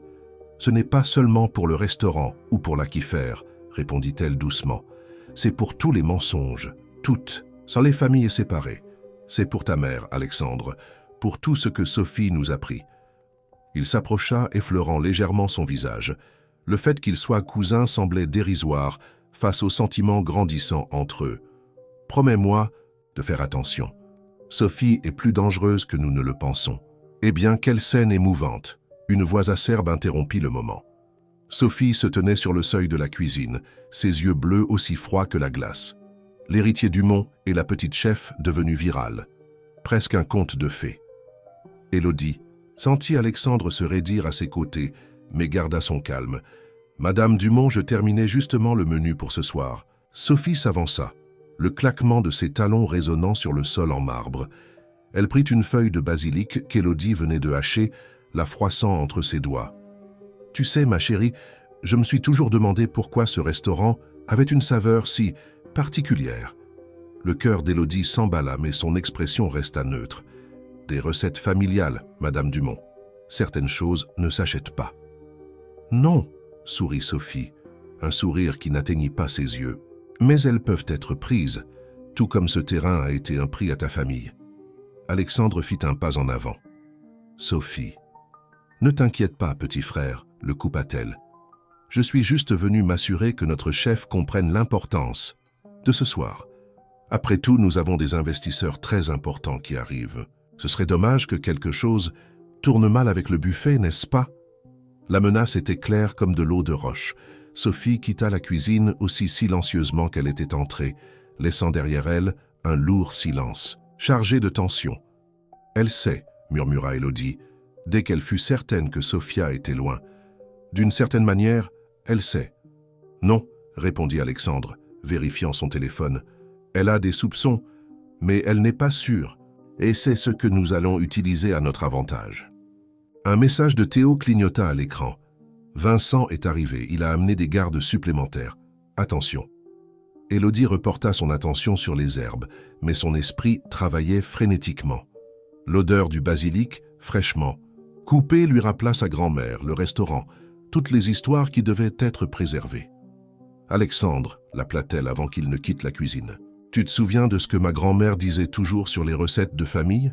Il s'arrêta, se retournant. « Que le secret n'est pas dans les ingrédients, mais dans les histoires qu'ils portent. »« Exactement, » sourit Élodie. Un plan, prenant forme dans son esprit. « Et ce soir, nous allons servir à Sofia l'histoire qu'elle ne s'attendait pas à goûter. » Dehors, les préparatifs pour l'événement se poursuivaient. Les serveurs répétaient leur parcours, les fleuristes ajustaient les derniers arrangements, et les gardes vérifiaient chaque coin de la propriété. Personne ne remarqua la silhouette discrète de Marine Laurent entrant par l'arrière, portant une vieille boîte en bois avec le symbole des deux familles gravé sur le couvercle. La soirée s'annonçait mémorable, non pour les raisons que Sofia avait prévues, mais pour quelque chose de bien plus profond, la révélation d'une vérité enterrée depuis des décennies sur le point d'éclater avec le goût de la justice. Le salon principal de la demeure. Dumont resplendissait sous la lumière de dizaines de lustres en cristal. Des cadres en tenue de gala, des hommes d'affaires influents et des politiciens importants circulaient dans la pièce, leurs flûtes de champagne s'entrechoquant dans des toasts superficials. Élodie observait tout depuis la cuisine, à travers les portes battantes, tout en apportant les dernières touches au plat qui serait servi. « Les documents sont en sécurité ?» demanda-t-elle à Claire, qui venait de revenir d'une ronde. Discrète. « Marine a tout rangé à l'endroit convenu », confirma Claire, ajustant son uniforme de serveuse. « Théo est en place près du système sonore. On attend juste le signal. » Élodie hocha la tête, son cœur battant fort sous son uniforme de chef. Le plan était risqué, mais c'était leur seule chance. Chaque plat qu'elle avait préparé portait non seulement des saveurs soigneusement choisies, mais aussi un message spécifique. Alexandre apparut dans la cuisine, élégant dans son costume sombre. « Sophia est sur le point de commencer la présentation », informa-t-il à voix basse. Vincent a amené des représentants de 3 laboratoires pharmaceutiques internationaux. « Alors, c'est maintenant », respira profondément Élodie, saisissant le premier plat spécial. C'était une entrée apparemment simple, une burrata artisanale servie sur un lit d'herbes fraîches. « Tu es sûr de toi ?» Alexandre demanda, ses yeux verts, intenses, empreints d'inquiétude. Élodie sourit, touchant l'anneau à son doigt. « Certaines recettes sont faites pour révéler des vérités, n'est-ce pas ?» Les serveurs commencèrent à circuler avec les entrées. Élodie avait soigneusement choisi chaque ingrédient. Les herbes provenaient du même fournisseur qui approvisionnait. Saveur d'autrefois, la burrata était préparée selon une recette spéciale de sa grand-mère. Et l'huile d'olive. L'huile d'olive était la clé. Claire monta sur la petite estrade improvisée, sa silhouette imposante dans une robe rouge sang. « Chers invités », sa voix mélodieuse résonna dans la salle. « Ce soir marque le début d'une nouvelle ère pour le groupe Dumont. » Pendant qu'elle parlait, les invités dégustaient l'entrée. Élodie remarqua l'instant précis où la saveur unique atteignit leur palais. C'étaient les mêmes arômes, les mêmes saveurs qui avaient rendu saveur d'autrefois célèbre. « Comme vous pouvez le voir sur les projections », poursuivit Claire, désignant les écrans affichant des graphiques impressionnants. « Le projet que nous présentons aujourd'hui révolutionnera le marché pharmaceutique français. » C'est alors qu'un premier murmure de reconnaissance parcourut la salle. Un vieil homme, qu'Élodie reconnut comme un ancien client du restaurant, se leva lentement. « Cette saveur, dit-il, la voix tremblante. C'est impossible, c'est la recette des Laurent. » Claire hésita un instant, mais se reprit rapidement. « Ah oui, notre chef ce soir est une professionnelle talentueuse qui… » Non, une autre voix s'éleva. « C'est le goût de saveur d'autrefois, le restaurant que vous avez fermé. » Les murmures s'amplifièrent. Élodie fit un signe discret à Théo, qui activa le système sonore. La voix grave du grand-père d'Alexandre remplit l'espace. L'aquifère sous le restaurant n'est pas qu'une source d'eau. C'est l'héritage de 2 familles, une promesse d'union qui transcende les affaires. Claire, ma fille adoptive, n'a jamais compris que la vraie valeur ne réside pas dans ce qu'on peut prendre, mais dans ce qu'on peut partager. Claire pâlit, ses yeux cherchant frénétiquement l'origine du son. Antoine se leva brusquement, faisant signe à ses gardes, mais Théo avait déjà bloqué les sorties stratégiques. Alexandre monta sur l'estrade et prit le micro. « Mesdames et messieurs, ce que ma sœur n'a pas mentionné, c'est que le terrain qu'elle compte exploiter a une histoire de 2 familles unies par quelque chose de bien plus précieux que l'argent. » Élodie émergea de la cuisine portant le plat principal, les gnocchis de Nonna, la recette qui avait fait sensation sur Internet. L'arôme familier envahit la salle, faisant monter les larmes aux yeux de nombreux invités. « Cette saveur, déclara-t-elle d'une voix claire et ferme, ne vient pas seulement des ingrédients. Elle vient de l'aquifère que Sophia compte détruire, la même eau qui rendait chaque plat des saveurs d'autrefois uniques, la même eau que 2 familles ont juré de protéger. » Marine émergea de l'assemblée, portant le livre rouge et les documents originaux. « La même eau, ajouta-t-elle, que ma meilleure amie Béatrice Dumont a tenté de protéger avant son accident suspect. » Le chaos qui suivit fut maîtrisé, mais décisif. Alors que Sophia essayait de garder son calme, les investisseurs commencèrent à se retirer discrètement. Vincent fut empêché de partir par Théo et d'autres gardes fidèles à Alexandre. Et au cœur de tout cela, l'arôme des gnocchis de la Nonna flottait dans l'air, comme un témoin silencieux d'une vérité longtemps enterrée. Le hall du manoir Dumont s'était transformé en un champ de bataille silencieux. Sophia, toujours sur l'estrade, affichait un calme artificiel, mais ses yeux trahissaient sa fureur. Vincent, cerné par des gardes fidèles à Alexandre, ressemblait à une bête acculée. Les quelques invités restés sur place observaient la scène avec un mélange de fascination et d'horreur. « Vous ne comprenez pas », déclara Sophia d'une voix légèrement tremblante. « Tout ce que j'ai fait, c'était pour le bien du groupe Dumont, pour préserver notre héritage. »« Quel héritage, Sophia ?» demanda Alexandre. sa voix empreinte de tristesse et d'indignation. L'héritage des mensonges, des documents falsifiés, des accidents suspects. Élodie s'approcha de l'estrade, toujours vêtue de son uniforme de chef. Le véritable héritage réside dans les saveurs qui unissent les gens, pas dans les fortunes qui les divisent. Claire apparut parmi les invités, son ordinateur portable ouvert. J'ai ici les relevés de toutes les transactions suspectes des 20 dernières années. Transferts vers des comptes offshore, pots de vin, documents trafiqués. Et ceci, Théo émergea de l'ombre tenant une vieille chemise. Et le rapport original de l'enquête sur l'accident de Béatrice Dumont, celui que vous avez fait classer, Sophia. Le visage de Sophia perdit toute couleur. Ses yeux cherchèrent frénétiquement Vincent, qui tentait discrètement d'attraper son téléphone. « N'y pensez même pas, » dit Marine en s'approchant de lui. « La police est déjà en route. Toutes les preuves ont été transmises aux autorités compétentes. » C'est alors que Sophia fit quelque chose d'inattendu. Elle rit. Un rire froid, calculé, qui résonna dans le hall. « Vous croyez vraiment que de vieilles preuves peuvent m'arrêter? Le groupe Dumont a assez d'influence pour... » « Pas cette fois, Madame Dumont. » Une voix grave et autoritaire fendit l'air. Un homme âgé se fraya un chemin parmi les invités. Élodie le reconnut immédiatement. C'était le juge Moreau, habitué de l'ancien restaurant. « Les preuves ne sont pas seulement anciennes, » poursuivit-il, sa présence imposante réduisant le salon au silence. « Elles sont solides et accablantes. Et surtout, elles sont entre les bonnes mains. » Sophie chancela légèrement, s'appuyant contre le podium. Son regard croisa celui d'Alexandre, et pour la première fois, il y avait quelque chose de différent dans ses yeux, la peur. « Pourquoi ?» demanda Alexandre, d'une voix plus douce. « Pourquoi faire tout ça ?»« Parce que je n'ai jamais vraiment été une Dumont !» explosa Sophie, des larmes de rage coulant sur son visage parfaitement maquillé. « J'ai toujours été l'intruse, l'adoptée, celle qui devait prouver sa valeur.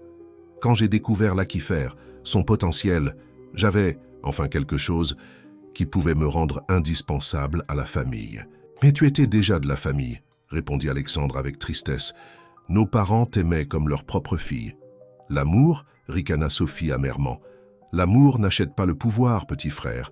Et le pouvoir était tout ce dont j'avais besoin pour... » Un tumulte à l'entrée du salon l'interrompit. Des policiers fédéraux entraient discrètement, accompagnés d'enquêteurs. Antoine tenta une dernière fois de se diriger vers la sortie de derrière, mais fut maîtrisé.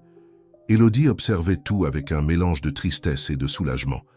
L'arôme des gnocchis flottait encore dans l'air, se mêlant à la tension ambiante. Sa grand-mère disait toujours que certaines recettes avaient le pouvoir de révéler des vérités longtemps cachées.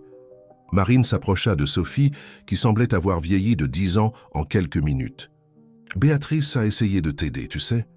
Cette nuit-là, avant l'accident, elle était venue te trouver. Elle voulait te dire la vérité sur le testament, sur la façon dont nos parents voulaient de réunir les familles. » Sophie leva les yeux, une ombre de reconnaissance traversant son visage. L'enveloppe, celle qu'elle avait dans la voiture, contenait la vérité que tu as tant voulu enterrer, compléta Marine. Que le vrai pouvoir n'est pas de posséder mais de partager. Alors que les policiers emmenaient discrètement Sophie et Antoine hors du salon, Élodie sentit la main d'Alexandre trouver la sienne. L'anneau à son doigt brillait sous les lumières des lustres, comme s'il approuvait ce moment d'union. « Tu sais ce qui est ironique ?» murmura-t-elle à son oreille. « Finalement, c'est le goût de la vérité qui a rendu justice. » Théo s'approcha du couple, les yeux brillants de larmes retenues. « Et maintenant, qu'est-ce qui va se passer pour le restaurant, pour l'Aquifer ?» Alexandre sourit pour la première fois de la soirée.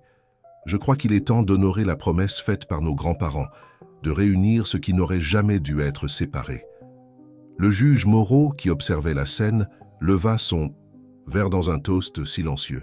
Autour de lui, les quelques invités restés commençaient à comprendre qu'ils avaient assisté non seulement à un scandale financier, mais aussi à la renaissance d'une histoire d'amour, de famille et de tradition qui refusait d'être oubliée.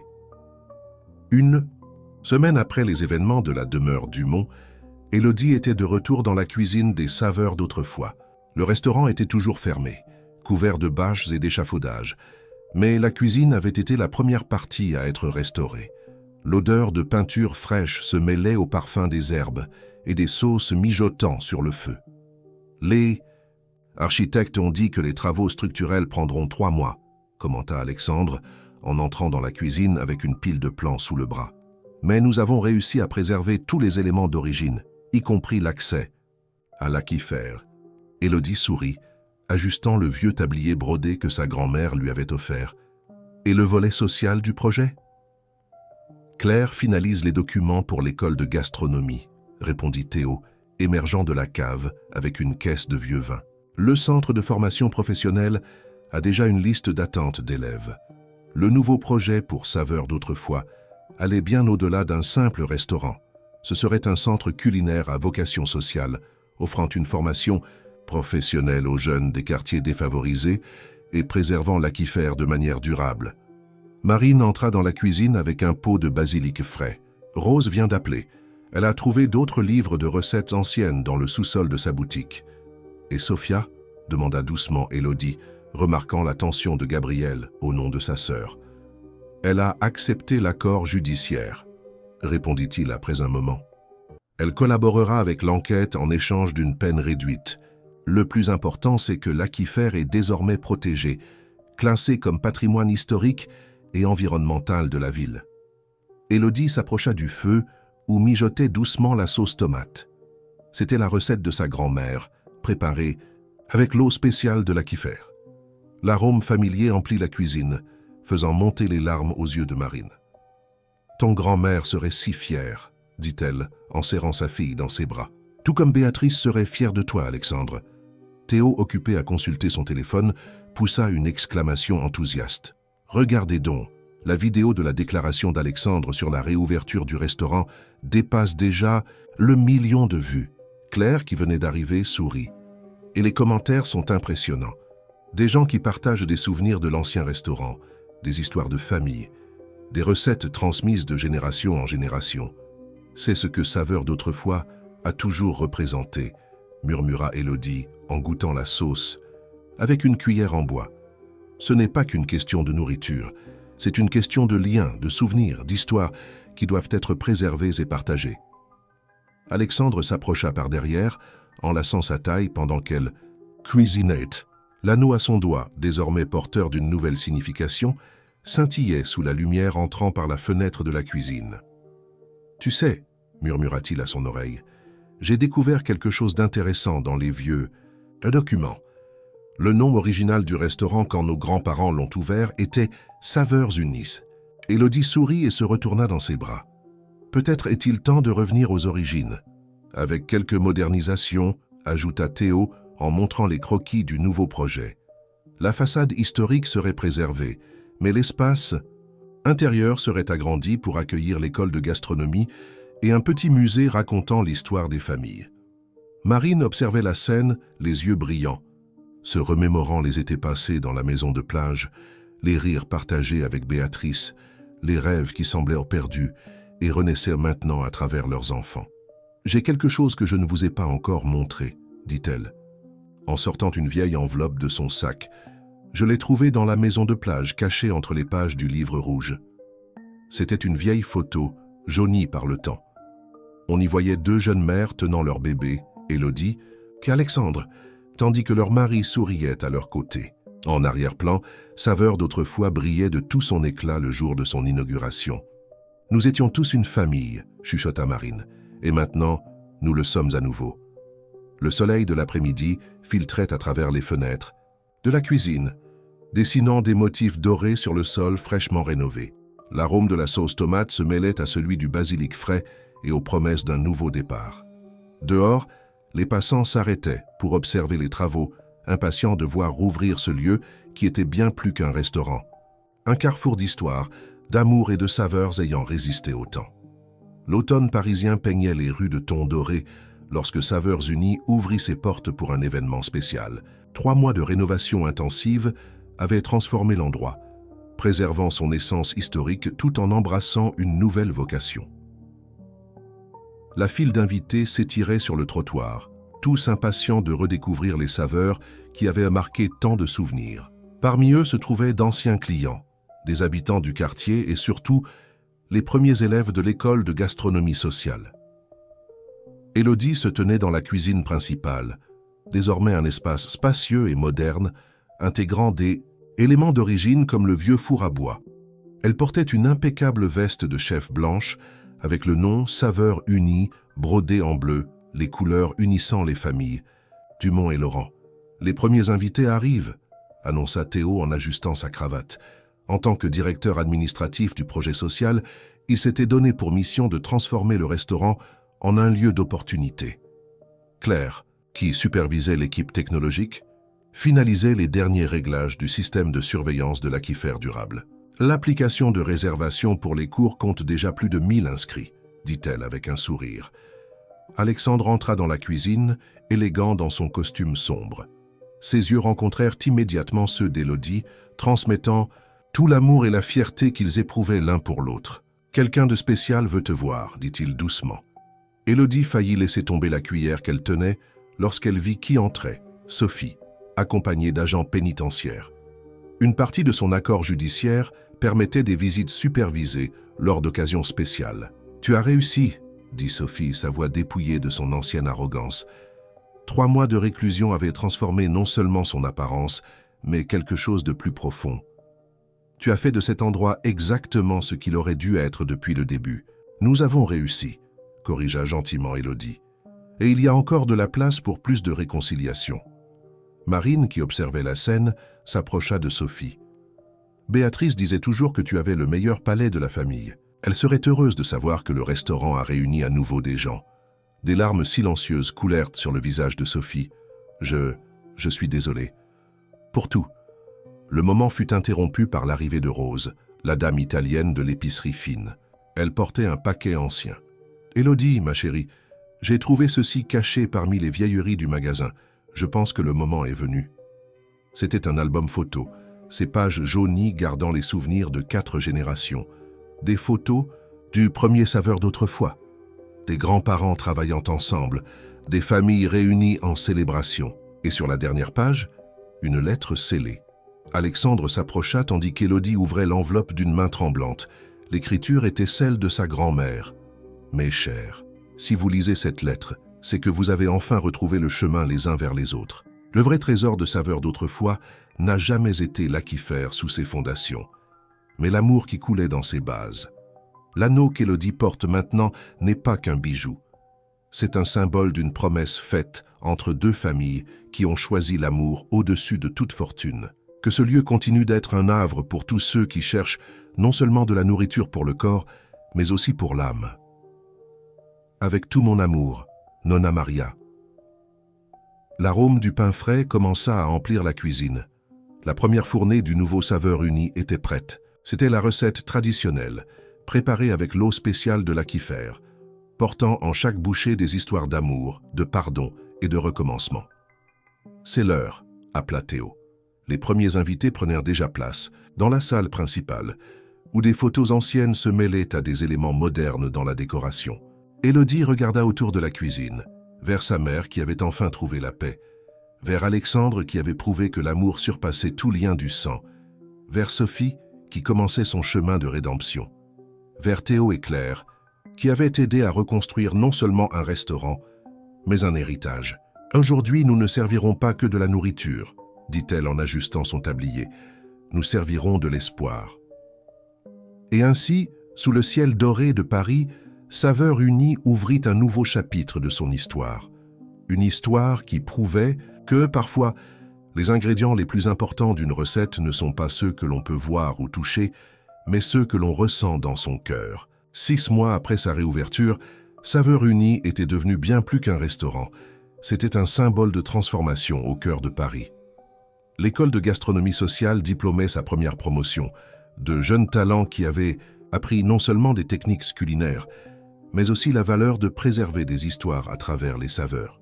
Un dimanche après-midi spécial, Élodie supervisait le cours pratique de ses élèves. Les gnocchis de Nonna, désormais au programme officiel, étaient préparés par de jeunes mains enthousiastes. L'arôme familier remplissait la cuisine de l'école, se mêlant aux rires et aux conversations animées. « Chef Élodie », appela Maria, une des élèves, « est-ce vrai que cette recette a aidé à résoudre un mystère ?» Élodie sourit, ajustant la température du four. En réalité, ce n'était pas la recette elle-même, mais l'amour et la vérité qu'elle portait. Alexandre, qui passait régulièrement par la cuisine d'eux. À l'école, s'arrêta pour observer le cours. Son regard croisa celui d'Élodie, partageant un moment silencieux de complicité. Dans ses mains, des plantes et des documents du nouveau projet. L'expansion du centre culinaire vers d'autres quartiers. De la ville. L'Aquifer est plus protégé que jamais, commenta-t-il, montrant les rapports de durabilité. Hello continue d'ajouter une touche spéciale à chaque plat. Théo entra dans la cuisine, accompagné d'un groupe de journalistes. Le programme social de Saveurs Unies avait attiré l'attention des médias internationaux intéressés par la façon dont un restaurant traditionnel s'était transformé en un centre de transformation sociale. Et dire que tout a commencé par un baiser accidentel dans un aéroport, taquina Claire, faisant rougir Élodie et rire les élèves. Marine, qui coordonnait désormais le projet de sauvegarde des recettes traditionnelles, feuilletait tendrement l'ancien livre rouge. Chaque page ne contenait pas seulement des recettes, mais des histoires de famille qui avaient confié leurs secrets culinaires à Saveurs Unies. « Regardez qui est venu nous rendre visite », annonça Théo, faisant place à une figure familière, Rose portant un panier d'herbes fraîches de sa boutique. « J'ai apporté un cadeau spécial », dit la dame italienne, sortant un petit carnet du panier. « J'ai retrouvé d'anciennes recettes, dont certaines de la famille Dumont que je croyais perdues. » Élodie prit le carnet avec révérence.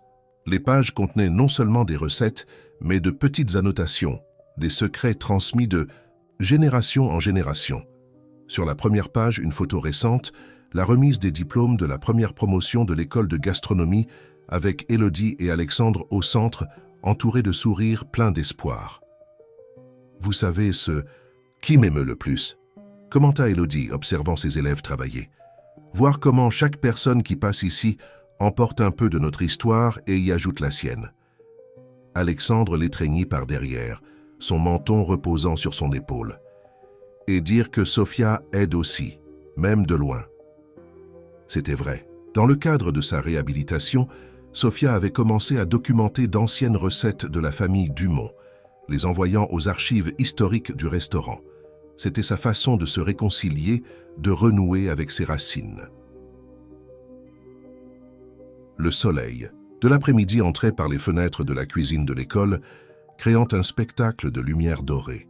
L'arôme des gnocchis fraîchement sortis du four se mêlait à l'odeur du basilic frais et des promesses tenues. Sur le mur, une phrase en lettres élégantes résumait l'essence du lieu. « Ici, chaque saveur raconte une histoire. » Élodie regarda l'anneau à son doigt, non plus seulement un héritage, mais un symbole d'un avenir bâti sur des fondations d'amour et de vérité. Saveurs Unies était devenu exactement ce que ses fondateurs avaient rêvé, un lieu où les familles se retrouvent, où les histoires sont préservées et où de nouveaux chapitres s'écrivent chaque jour. « Je crois que j'ai enfin compris », dit-elle doucement, tandis que les élèves présentaient fièrement leur plat. Le vrai ingrédient secret n'a jamais été l'eau de l'Aquifer. « Non ?» Alexandre demanda, ses yeux verts brillant de curiosité. « Non », répondit Élodie avec un sourire, entrelaçant ses doigts avec les siens.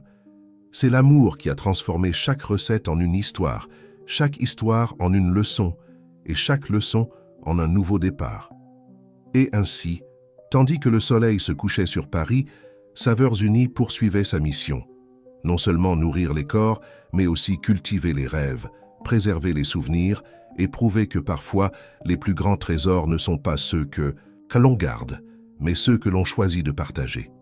L'aube n'avait pas encore touché Paris quand Élodie arriva à Saveurs Unies ce matin si spécial. C'était le jour de l'inauguration du Mémorial des familles, un espace dédié à raconter l'histoire non seulement des Dumont et des Laurent, mais aussi de toutes les familles qui avaient contribué à la riche tradition gastronomique de la ville. Au centre du mémorial, une fontaine spécialement conçue jaillissait de l'Aquifer, désormais protégée par des lois environnementales strictes. Le doux murmure de l'eau créait une atmosphère de sérénité dans cet espace rempli de photographies, de documents et d'objets historiques. « Je n'arrive toujours pas à croire que nous ayons rassemblé tant de souvenirs », commenta Marine, aidant Élodie à organiser les derniers détails de l'exposition. Dans ses mains, elle tenait un vieux tablier qui avait appartenu à sa mère, désormais soigneusement restauré et encadré. Théo entra dans le mémorial en portant une mystérieuse boîte. « Regardez ce que Rose a trouvé lors d'une de ses fouilles archéologiques », dans le magasin, dit-il en sortant un ensemble de vieux carnets. Ce sont les journaux de notre grand-père. Élodie prit l'un des carnets avec une révérence empreinte d'émotion. Les pages jaunies contenaient non seulement des recettes, mais aussi des réflexions profondes sur la vie, l'amour et l'importance de la famille. Sur l'une d'elles, elle trouva une note qui lui serra le cœur. Le véritable héritage d'une famille ne se mesure pas en terres ou en argent, mais dans les histoires que nous partageons, les repas que nous préparons ensemble, les moments où nous transformons des ingrédients simples en souvenirs inoubliables. Alexandre arriva peu après, accompagné d'une surprise.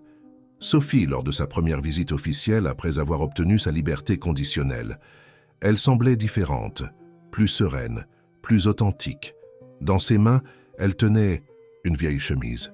« J'ai trouvé ça dans les archives de l'entreprise, dit-elle d'une voix douce. Ce sont les plans originaux du restaurant, dessinés par nos grands-parents ensemble. Ils rêvaient d'un lieu qui serait plus qu'un simple restaurant. Ils voulaient créer un point de rencontre pour les familles, un espace où les histoires pourraient être préservées et partagées. Claire, qui coordonnait la partie technologique du mémorial, avait créé un système interactif permettant aux visiteurs d'explorer l'histoire des familles via des écrans tactiles. « Regardez », démontra-t-elle, « chaque recette est liée à une histoire, chaque histoire à une famille. » Le soleil commençait à se lever lorsque les premiers invités arrivèrent pour l'inauguration. Parmi eux se trouvèrent des élèves de l'école de gastronomie, d'anciens clients, des journalistes, et à la surprise générale, le juge Moreau, désormais retraité, qui avait tant aidé à révéler la vérité. « Vous savez, » commenta-t-il, en observant une vieille photo du restaurant, « j'ai toujours su qu'il y avait quelque chose de spécial dans cet endroit. Ce n'était pas seulement la nourriture exceptionnelle, c'était l'amour que l'on pouvait sentir dans chaque plat servi. » Élodie guida les invités à travers le mémorial. Chaque section racontait une partie de l'histoire, l'amitié entre les familles fondatrices, la découverte de la Kiffer, les années de séparation et enfin la réunification qui avait donné un nouveau sens au lieu. À un moment particulièrement émouvant, Sophie s'arrêta devant une photo de Béatrice, sa sœur adoptive. « Elle a toujours essayé de me montrer que la famille va bien au-delà des liens du sang, » dit-elle, des larmes silencieuses coulant sur son visage. Il m'a fallu longtemps pour le comprendre. Alexandre étreignit sa sœur, un geste de pardon et de réconciliation qui émut tous les présents.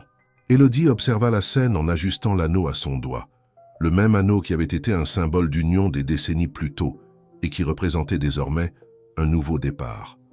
Au centre du mémorial, une grande table en bois, ancien, avait été restaurée, celle-là même où les familles Dumont et Laurent avaient partagé leurs premiers repas ensemble. Dessus, des photos anciennes et récentes s'entremêlaient, racontant une histoire de séparation, de rédemption et de renaissance. « Tu as préparé quelque chose de spécial pour aujourd'hui ?» Théo demanda à Élodie, remarquant son regard pensif. Elle sourit, une lueur spéciale dans les yeux. « En fait, oui, je vais préparer une recette que j'ai trouvée dans le journal de grand-père, une qu'il avait créée pour célébrer son amitié avec le grand-père d'Alexandre. Il n'a jamais eu l'occasion de la réaliser. »« Jusqu'à aujourd'hui », compléta Alexandre, lui prenant la main. L'arôme qui commençait à se répandre dans le mémorial était une symphonie de souvenirs et d'espoir, un témoignage vivant que certaines histoires n'attendent que le bon moment pour être racontées et que certaines saveurs n'atteignent leur véritable essence que lorsqu'elles sont partagées avec amour. La nuit était tombée sur Paris, mais Saveurs, uni, restait illuminé et plein de vie. Après l'inauguration du Mémorial des familles, un dîner spécial réunissait les personnes qui avaient été essentielles dans le parcours de réconciliation des familles Dumont et Laurent.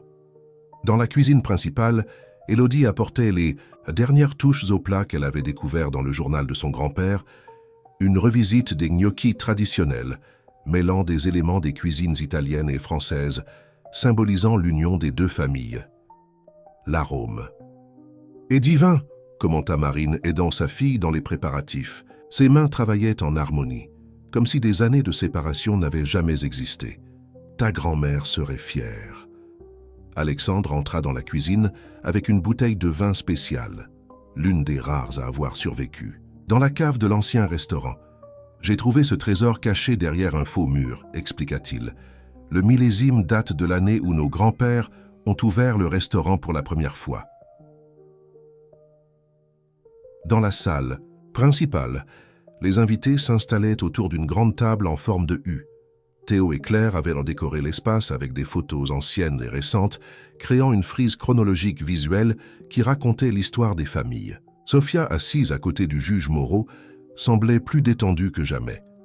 Rose, la dame italienne, avait apporté un cadeau spécial, une vieille cloche en bronze qui trônait autrefois à l'entrée du premier saveur d'autrefois. Pour appeler la bonne fortune et chasser les chagrins, expliqua-t-elle, les yeux brillants de souvenirs. Quand Élodie sortit de la cuisine avec le premier plat, un murmure d'admiration parcourut la table. Les gnocchis brillaient sous une sauce dorée, décorée d'herbes fraîches et de fleurs, comestibles qui semblaient te raconter leur propre histoire.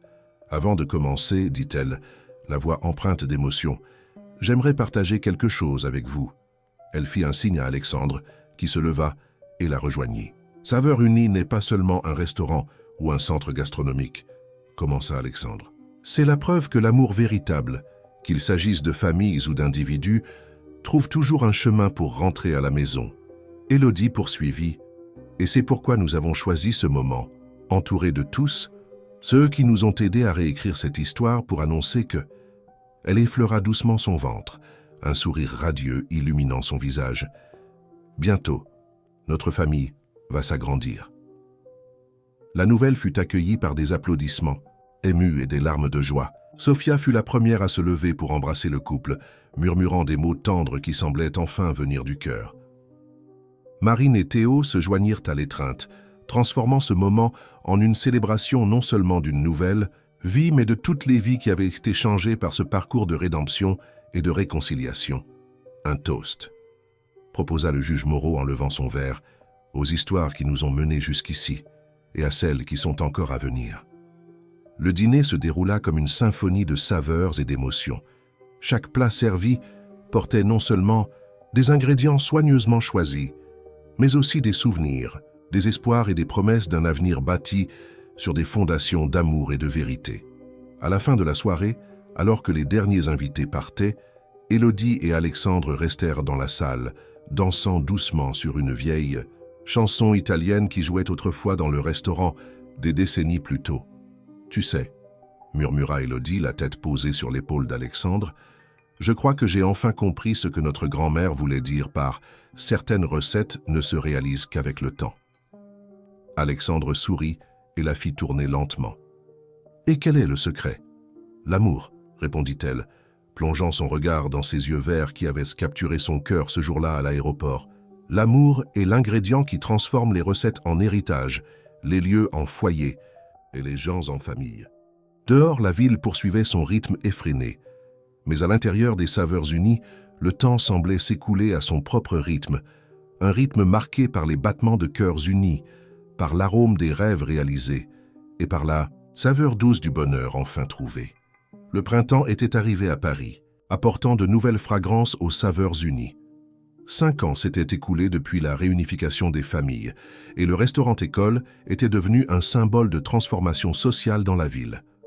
Ce matin-là, Élodie observait sa fille de 4 ans, Léa, jouant dans le jardin d'herbes aromatiques qui occupait la terrasse de l'immeuble. « Maman, regarde, le basilic que j'ai planté pousse !» s'exclama Léa, ses yeux verts, identiques à ceux de son père, brillant d'enthousiasme tandis qu'elle montrait les petites pousses émergeant de la terre. Élodie sourit, se rappelant comment elle-même avait appris les herbes et les épices auprès de sa grand-mère. Maintenant, c'était à son tour de transmettre ce savoir. Le cercle de la vie continuait, les traditions se renouvelant à travers les générations. Le bruit de pas familiers attira son attention. Alexandre montait les escaliers de la terrasse, portant une vieille boîte. « Regarde ce que nous avons, trouvé pendant l'extension de l'aile Est », dit-il en posant la boîte sur une table en bois rustique. À l'intérieur se trouvait un ensemble de lettres jamais envoyées, écrites par le grand-père d'Alexandre à celui d'Élodie pendant les années où les familles avaient été séparées. Chaque enveloppe contenait non seulement des mots de nostalgie et de regret, mais aussi des recettes qu'ils avaient rêvé de créer ensemble. « Papa !» cria Léa en courant vers Alexandre, ses petites mains tachées de terre. « Tante Sophie vient. Aujourd'hui ?»« Oui, princesse, » répondit-il en soulevant sa fille dans ses bras. « Elle va donner un cours spécial aux nouveaux élèves de l'école. » Sophie s'était complètement transformée après avoir purgé sa peine.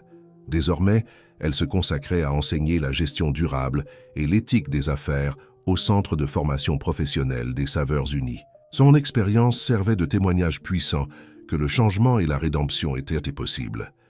Théo apparut sur la terrasse, accompagné de Claire, désormais son épouse, et de Marine. « La nouvelle promotion arrive déjà », annonça-t-il, et ils ont apporté une surprise. Le groupe descendit dans le hall principal, où des dizaines de jeunes aspirants chefs s'étaient rassemblés.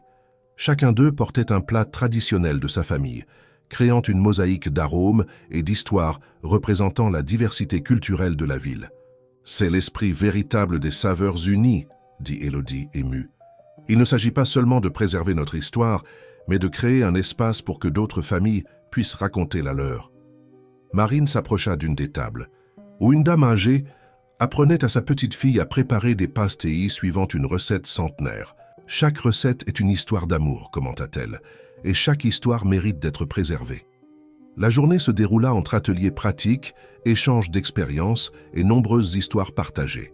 Sophie anima sa conférence avec une humilité qui toucha tous les présents, surtout lorsqu'elle parla de la façon dont le pardon et l'amour avaient transformé sa vie. Au crépuscule, alors que les élèves commençaient à partir, Léa tira Élodie par la main jusqu'au jardin d'herbe. « Maman, je veux créer une nouvelle recette », déclara-t-elle avec le sérieux propre aux enfants de 4 ans. « Une qui mélange toutes les histoires qu'on a entendues aujourd'hui. » Élodie échangea un regard complice avec Alexandre. Leur fille avait hérité non seulement des yeux verts de son père, mais aussi de son esprit rêveur qui avait uni leur famille tant d'années auparavant. « Tu sais, Léa, » commença Élodie, tandis qu'elle cueillait du basilic frais ensemble, « parfois les meilleures recettes sont celles qu'on crée en mêlant amour et souvenir. » Le soleil se couchait sur l'horizon parisien, peignant le ciel de rose et d'orange. Sur la terrasse de Saveurs Unies, 3 générations d'une famille réunifiée par l'amour partagèrent bien plus que des recettes. Elles partageaient des rêves, des espoirs et la certitude que certaines histoires sont destinées à continuer, à grandir et à se transformer comme les herbes du jardin, tout en gardant leurs racines fermement ancrées dans le sol fertile de l'amour. La salle principale de Saveurs Unies était décorée de fleurs fraîches et de lumières tamisées pour cette soirée spéciale. C'était le 10e anniversaire de la réouverture du restaurant et une célébration unique avait été préparée. Les tables étaient disposées en cercle, symbolisant l'union et la continuité que ce lieu représentait. Élodie, maintenant avec quelques fils argentés mêlés à ses cheveux noirs, apportait les dernières touches au menu spécial qu'elle avait créé pour l'occasion. Chaque plat racontait une partie de l'histoire, non seulement des familles Dumont et Laurent, mais de toutes les vies que Saveurs Unies avait touchées au fil des années. « Maman ». Léa, maintenant âgée de 9 ans, courut vers elle. « Mamie, Rose a apporté un autre livre de recettes anciennes, et il y a un message secret à l'intérieur. » Rose, toujours active malgré son âge avancé, sourit mystérieusement en tendant un carnet usé par le temps. Entre ces pages, une photographie tomba. Elle montrait le premier jour d'ouverture de l'ancien Saveur d'autrefois, avec tout le personnel réuni devant le restaurant. « Retourne la photo », suggéra Rose, les yeux brillants. Au verso, un message. Manuscrit disait « Aux générations futures, n'oubliez jamais que la vraie saveur de la vie réside dans l'amour que nous partageons. Nonna Maria et Joseph Dumont. » Alexandre s'approcha, portant Léa dans ses bras. À ses côtés, Sophie, maintenant une présence constante et chérie dans la vie de sa nièce, souriait avec une joie sincère. Théo et Claire, attendant leur premier enfant, complétaient le tableau familial. « 10 ans !» soupira Marine, émue. « 10 ans depuis que la vérité a éclaté et que nos familles se sont retrouvées. » La salle commença à se remplir d'invités spéciaux, anciens élèves de l'école de gastronomie devenus chefs renommés, familles ayant partagé leurs recettes traditionnelles, personnes ayant trouvé en Saveurs Unies un lieu pour recommencer. « Avant de servir le dîner, » annonça Élodie, sa voix claire résonnant dans la salle, « je voudrais partager quelque chose avec vous. » Elle fit un signe et Léa courut vers la cuisine, revenant avec un plat couvert. « Ceci est un plat très spécial, » poursuivit Élodie. « Créé par Léa, utilisant la recette secrète que nous avons découverte aujourd'hui, combinée avec sa propre interprétation de ce qu'est une famille. » Lorsqu'on retira le couvercle, On découvrit des gnocchis différents de tous les autres. Chaque morceau avait une couleur unique, créant un arc-en-ciel de saveurs représentant la diversité des histoires accueillies par le restaurant au fil des ans. Parce que la famille, expliqua Léa avec la sagesse surprenante d'une enfant, c'est comme une recette. Chaque ingrédient est différent, mais ensemble ils créent quelque chose de merveilleux. Les yeux de tous les invités s'emplirent de larmes.